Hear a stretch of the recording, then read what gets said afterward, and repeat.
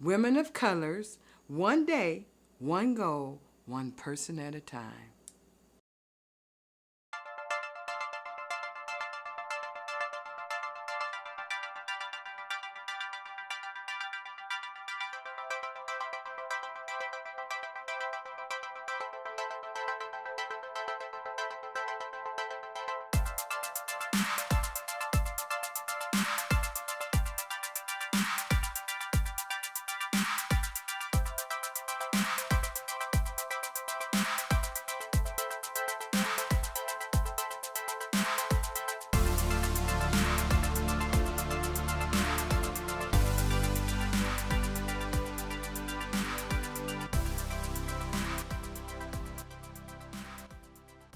Hello, I'm Vicki Hill, and I am the Vice Chair of Women of Colors. Women of Colors is an organization that partners with other organizations. We mentor the youth and we empower women and families. I would like to introduce you to Marcia and Marcus. Marcia was dealing with a drug addiction, and her son Marcus had to find a way of coping. Now they're both sharing their story of how they overcame this drug addiction. My name is Marcia Michelle Reeves, and yes, it's Marcia, not Marcia. And I was born and raised in Paterson, New Jersey. This is my handsome son, and he'll tell you who he is. My name is Marcus Stewart, and I was also born in Paterson, New Jersey. Well, I'd like to take it back to December 3rd, 1979. Marcus was a premature baby. He was very small. He weighed 2 pounds, 12 ounces. He was a kid who had a great imagination. I love that about him.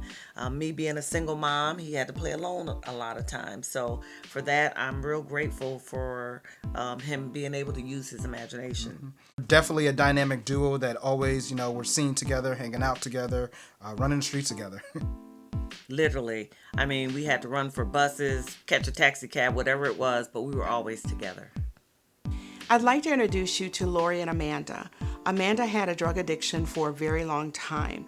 She and her mother struggled together with this addiction, her mother trying to find help for her daughter. She was at her wit's end until she found some resources to help her daughter. Now Amanda and her mom Lori are going around and they're educating others on drug addiction, helping families through whatever they might be going through.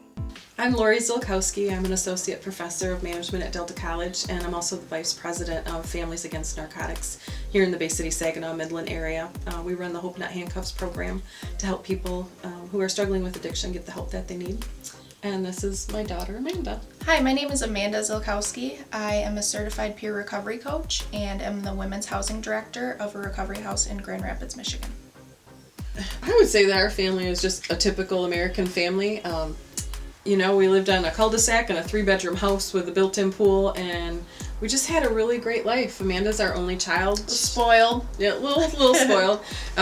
She was raised with some privilege. We were happy to do that for her, so we had a lot of fun times. We went to concerts and had pool parties and cookie decorating parties, and just really had a lot of fun and a lot of love. She was able to go to Christian school up through 7th grade, and we just tried to make the best decisions for her so she would have a great life. Yeah, had a lot of friends. I played a lot of sports growing up. That really helped me kind of connect with others. I loved my parents. We were always very close since I was the only child. She drove me to school every day. She was at every volleyball game, every swim meet, every single thing that I did. My parents were always there to support me. I love the fact that we were able to travel. We went quite a few places.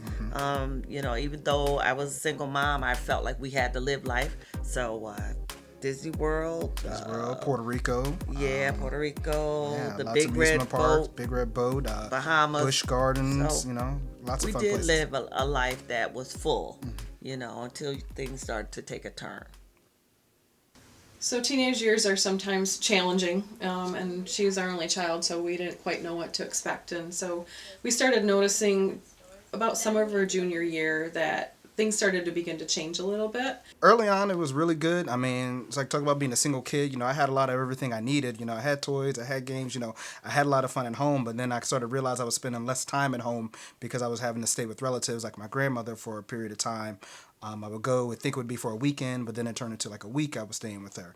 And then it turned into points where I really started knowing the issue when I would be at home with my mom, and all of a sudden she wasn't there. And I didn't know where she would be, and sometimes I didn't know when she was going to come back, or, you know, sometimes even if she was going to come back.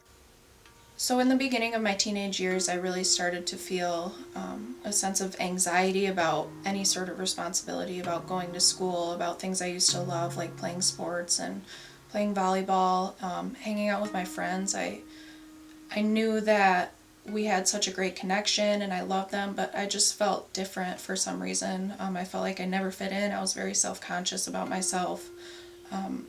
Every day I had to straighten my hair and make sure that I had the best clothes, and I just wanted to make myself look okay on the outside to try and help me feel better on the inside, but I was depressed. I started isolating myself. I wouldn't go to school. I eventually quit playing volleyball.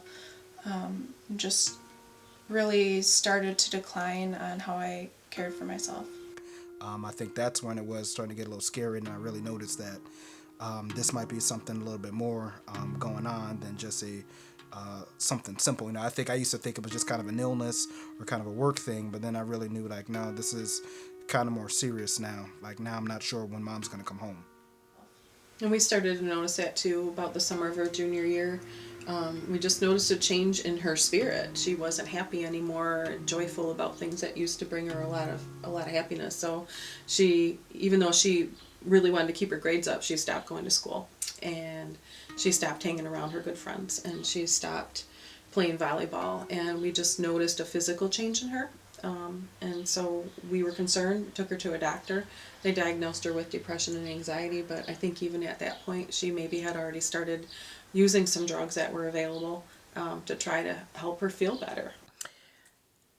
I had an addiction to crack cocaine, and it just took over my life. We found out that Amanda was struggling with drug addiction in May of 2013 when I received a phone call from my mom, her grandma, that Papa couldn't wake her up. And she was in the little pink bedroom where all her childhood toys were, and there was a needle on the bed and the ambulance was coming. And we couldn't figure out what was happening with her, so we followed the ambulance to the hospital, and it was then that we learned that she had a heroin overdose. Like every other addict, it starts just with marijuana, you know, little this, a little that. And you start doing it with everybody. And then one day you look up and you're in the house by yourself, getting high by yourself. And that's when you realize, I think I'm addicted. So I started off using to kind of numb that isolation, and what it really did is it just perpetuated it and made me cut off from the entire world. I couldn't tell my family what I was going through because I was feeling so much guilt and shame. I would do anything I could to get money for it. I would use on a daily basis, multiple times a day, and try to hide it to the best of my ability, but that only worked for so long before the people that loved me started questioning what was really going on. And it was complete misery. I started working a couple jobs, but I was unemployable because I couldn't stop using, and then being stuck in that, I didn't know how to get out of it. And because our life was so consistent, I had to keep that up. I had to keep that persona as if everything was still okay. I didn't say anything for a long time to anyone because people were seeing me out buying the drugs, and people were starting to hear that I wasn't coming to work, that I could lose my job. So I think that's when, my mom had to have that talk with him, because she knew that people were going to eventually tell him he was going to find out some way. But the addiction had come in and had taken over my life, and it got to a point where, as much as I loved my son, the addiction was so gripping that it will make you forget who you love because you're chasing that drug. So there are a lot of paths into addiction, and especially with somebody who is her age, 15, 16, 17, when they start just low-level stuff like smoking cigarettes or drinking or using marijuana and taking Adderall, a friend's Adderall to study to keep her grades up, and then feeling bad and taking a narcotic pill the next day to chill out, and it just kind of spiraled very, very quickly for her into full-blown addiction, where one pill wasn't enough and 7 pills weren't enough, and eventually she started snorting heroin and then learned how to shoot up by watching a YouTube video. And at that point it had taken over her life. It became the #1 thing of her daily living. That was her goal, was how to get drugs and how to use drugs. Nothing else mattered anymore.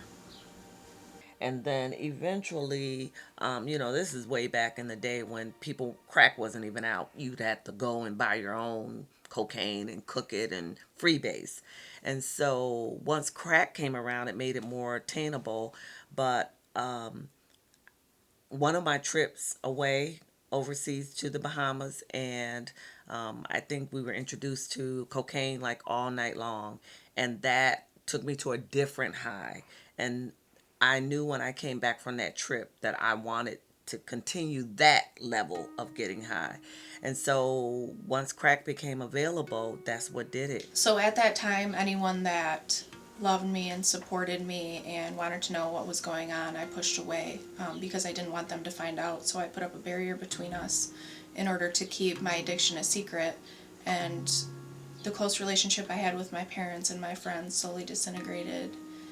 And I thought that I felt alone before, but really that was, in the midst of my addiction, the worst possible lonely feeling that I believe a human can experience. Because I didn't want them to find out, because I was so shameful and guilty about my behaviors, and I felt out of control because I couldn't allow the people that helped me my entire life in anymore because I didn't want them to help. I couldn't accept it because I couldn't stop using. In my addiction, there were a lot of things that bothered me, but there's one particular one that bothers me still, and that was a morning. I was getting high, and it was already the AMs, and I knew Marcus would be going to school, and I was at a house where I could see him. I hadn't seen him in a couple of days, and I just remember standing at that window just so I could see him walk to school. Because I just missed him and I wanted to see him. And I just hated that. I was in this home just so ashamed and so hurt that life had come to that. And it was shortly after that I did get the help I needed. But that's when I knew I can't live my life like this. That for him, I've got to get it together. And what we didn't realize is that her brain actually was physically changed. It rewired her programming for a couple of reasons. One, she was young when she started. So she started at 15 with low-level marijuana, alcohol, kind of typical teenage stuff that's very accepted and kind of is expected almost in high school. And for some kids, they can use that and they might not get addicted, but for other kids, they do. And you don't know if that's you until it's too late. And so for her, she was young. She also has a family history of alcoholism, so it was in her gene pool. We didn't know that either. We didn't know that she's got her dad's brown hair and brown eyes, and she also has addiction on both sides of her family, and that would make her more likely to become addicted to drugs. We didn't know that. And so we were really uneducated about the risk that is involved in the substances, especially when people start using them at a young age, how dangerous that is. There's a 1 in 4 chance that you'll become addicted to something if you start using before the age of 21. 1 in 4. And so even if you wait until the age of 21 and use after that, your odds improve 1 in 25. But because young people's brains are still getting programmed and they're still writing that code, if you write it with substances involved, you have a very good chance of becoming addicted to those things, and we didn't know that. When it got as bad as it got, I would, when my mom would be gone, I would stay with my grandmother. And it was good to have that security for that. I know that if something bad was happening and going on, I'd always have my grandmother to go stay with. Jesus loves you. This I know, for the Bible tells us so. Like a typical mom, you know, she'd make me dinner, and then at night when I had to go down, you know, she told me how to pray, and she would sit with me and she would pray with me, and every night we would, you know, we'd pray for our family members and we would pray for my mom. It was always great to have my grandmother around to pray for me and comfort me, and I learned so much from her. It was so good to have a person like that to comfort me and to have that to fall back on when times were scary. I had that person in my life to comfort me and to let me know that it was going to be okay, and to teach me how to pray and still have hope and still believe that my mother was going to come out of this, and that our positive prayers and positive thoughts of what we're going to do is going to help her get through this and be a better person.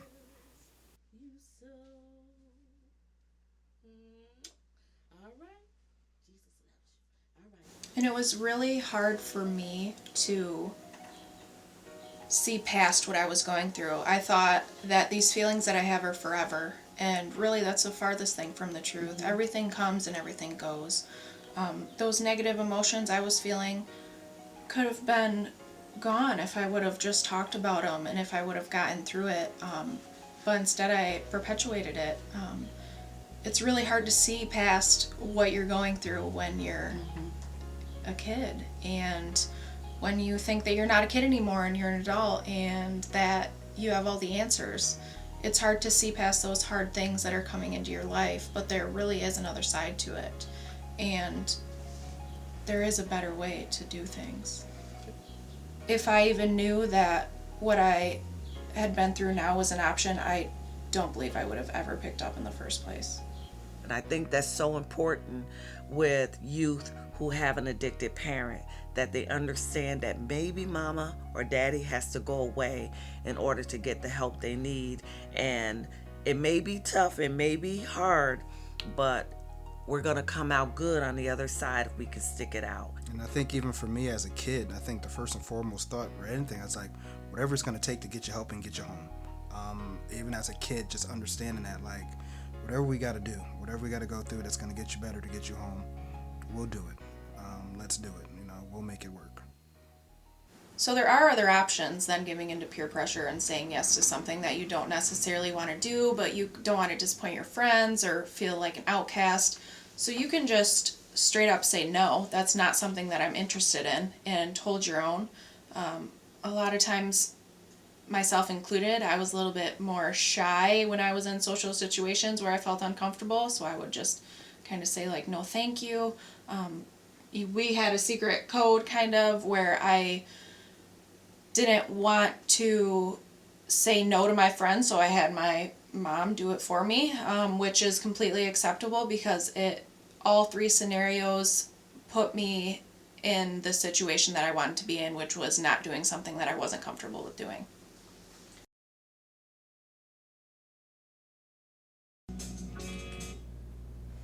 That movie sucked. So, like, what do you want to do now? I have an idea.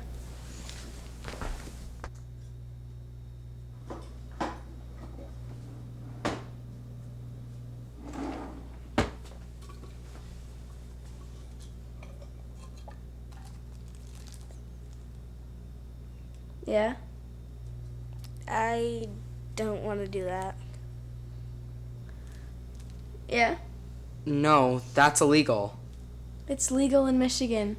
Yeah, for adults. We're minors. My dad does it all the time. Why can't I do it all the time? Because he's a legal adult. What's not clicking? I want to have fun. I'm out of here. Whatever. Yeah? Hello? Yeah, I'm just hanging out with friends. Oh, right now? Oh, okay. Bye. My mom called. She is outside right now. She wants to take me home. Are you kidding me right now? No.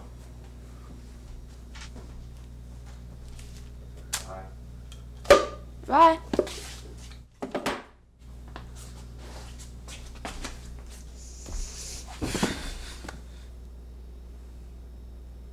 There's always a way to say no to something that you're not comfortable doing, no matter your personality type, no matter your social status, or how you're feeling in that moment. If you're not comfortable with doing something or you're kind of iffy about it, you can always say no and then come back to it later. Once you say yes, there's no going back. A couple other options are, especially if you play sports, that's a real risk factor if you're using drugs, because you're going to get kicked off the team. So you can always say that, no, I can't do that because I'll get kicked off the team. Another thing that I heard a young person say is, I told my friends that I'm allergic to it, that I tried it before and I got really sick. So if you have friends who are still pressuring you to try something and it made you sick, I would really evaluate if they have your best interest at heart. Well, the program I went to was the Teen Challenge program. It's actually for teen and adults.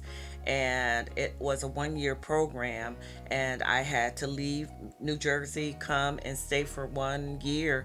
And it was extensive. It was isolated. It was nothing I was used to, the early morning wake ups to the early going to bed. As an adult, I felt like I was being almost controlled as a young person, but as long as I had been living on my own, I still realized they were offering me a discipline I didn't have. Because I made the decision to start using, I went through terrible physical withdrawal. I was throwing up, I had the chills, I was sicker than I've ever been in my entire life. I had that feeling of being alone all over again times 1,000. And it didn't stop then. I still have to make the decision every single day not to use and overcome that obsession that can pop into my mind just because I decided to, experiment with drugs when I was a teenager. Now I live the rest of my life having to go back and fix what I could have prevented in the first place. And it's never going to end. I'm not going to be cured one day. It's a daily decision that I have to make, and different therapies and medications and 12-step programs that I need to do for the rest of my life now because I decided to start using in the first place. Hello, my name is EVELYN McGovern, and I am the president and co-founder and substance abuse prevention coordinator for Women of Colors. And we want you to know, addiction does not discriminate. Don't take for granted the people who are in your life that will reach out and help you, from the relatives, from the cousins, to the family, friends. They all looked out and came out to help me and make sure I was taken care of. I was still having fun. I was still having a quality of life, and know that they still loved and supported me, and I never was feeling alone. And you got to lean on those people. You got to, make sure you're keeping those people close to you and don't isolate yourself. Reach out and let those people love on you, take care of you, let them know, let that community help you, help raise you, and help be who you are. Don't ever feel like you've got to go through that alone. You got to endure it until it's all over. Let those people help you through that and let them help you get through that time. There are people out there who are willing to help you find the resources if you can't, from your safe houses to your after school programs to your churches to your sports, your coaches.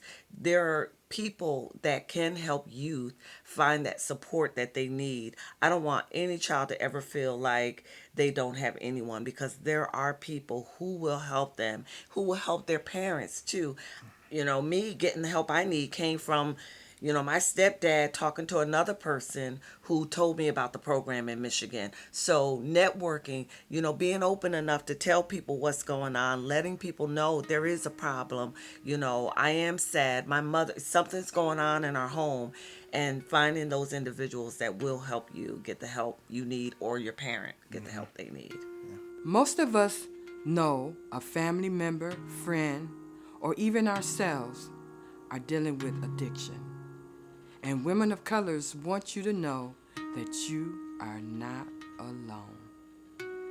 If I would have known that what I went through was even an option if I would have tried it for the first time, I don't think that I would have ever picked it up. I think that I don't know if it was being sheltered or if it was thinking that I could outsmart it or that I knew better or that I knew myself enough that that would never affect me like it affects some types of people. I wish that I would have known that it was an option for me, no matter how well I know myself, no matter how smart I am.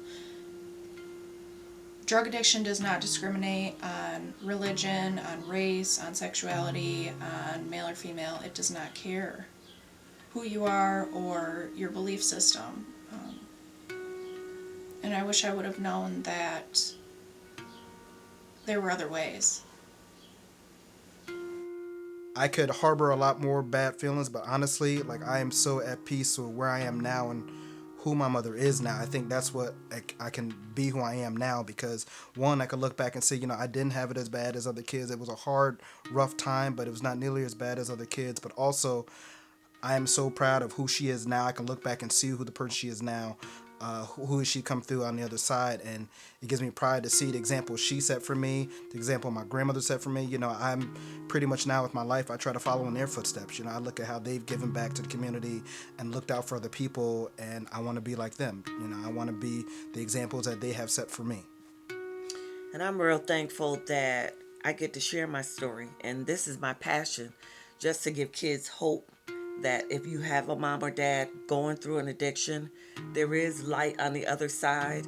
I'm real thankful for the tools I was given. I'm real thankful for the state of Michigan taking me in, making this my new home.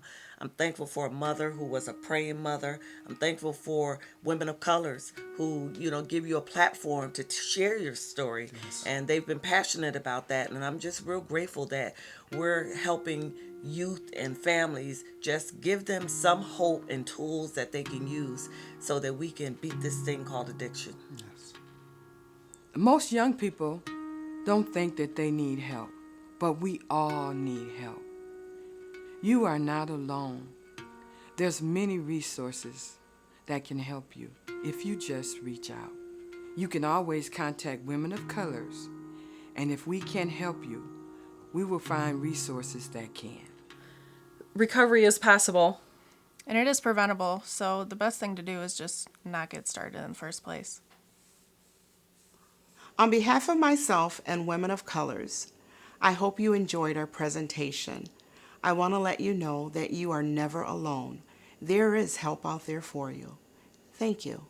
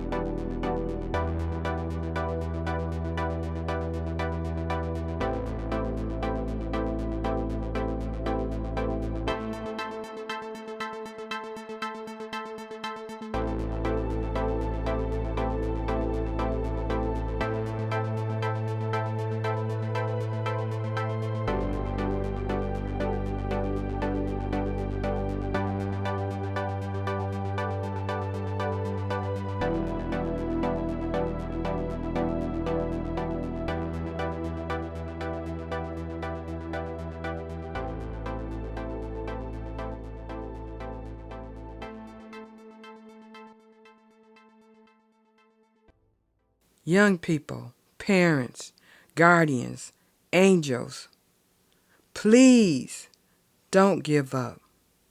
Hope is real if you believe. Welcome to part 2, additional information for parents and guardians. As the mom of a daughter who is now over 3 years in recovery from a 4-year IV heroin battle, there are a lot of things that I know that I would like to share with parents, teachers, other adults that might be able to prevent this from happening to the young people in their lives. Some of the things that we noticed early on in her addiction was a decline in self-care. The kid who wanted to accessorize every day stopped taking showers, stopped caring about what she looked like, and she started physically to look sick. She started pulling away from things that she loved, like her friends and her family and sports, stopped caring about school, and just really was starting to check out. She didn't seem happy at all anymore. She was depressed, she was anxious, she was becoming combative, and there was a real huge shift in her personality. And those to me would be some warning signs that had I known then, I would have recognized it a little bit better, and we could possibly have gotten her treatment earlier on. Some of the physical things that I noticed in her room were small little pieces of cotton balls that I naively thought were from Q-tips for makeup. She expressed a desire for tinfoil for art projects at school. I don't even know if you remember that, but she was using tinfoil not for art projects, but for drug use. We'd find empty alcohol bottles in her room. I found a container with pills, and those are all warning signs that I wish I would have been more vocal and really had some sit-down conversations with her instead of just mentioning like, hey, stop doing that. That's a really bad idea. What are you doing with this? It shouldn't be punitive. When we notice somebody who is young and starting into substance abuse, it should be educational. And here's what this is leading to. Here's how this is impacting you. And I wish I would have known then what I know now in terms of age of first use is a huge risk factor. So the younger somebody starts to use, the more likely it is they are going to become addicted. There's a 1 in 4 chance that they're going to become addicted if they start using before the age of 21. Those are really bad odds. If there's a genetic history in your family of alcoholism or drug use, your child is at greater risk to becoming addicted. And we have that on both sides of our gene pool. Even though she was not raised in a family directly that use drug or alcohol, we have it on our grandparents or aunts and uncles that struggle with that. And I didn't know that would put her more at risk. And so maybe some kids can try it and it doesn't affect them, but you don't know if that's you.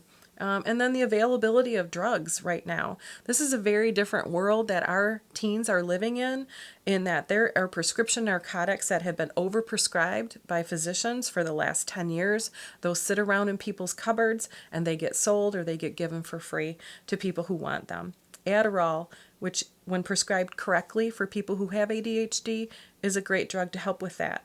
But people who don't have ADHD are taking them to stay up and study and to write papers and to focus. It's the #1 abused prescription medication on the college campus. It's really important to talk to your young people about how powerful those pills are and how quickly they can hijack the brain and set them up for a lifetime of addiction and treatment for addiction, which is not fun. So there are a lot of things that I wish I would have known that I'm here to share with you. Our Families Against Narcotics group meets monthly at Delta College, and it's one of the things that I wish as a parent that I would have had, because Amanda had treatment options, and as family members, you're really just kind of shut out from that. And so I created an organization, a chapter here that allows parents to come.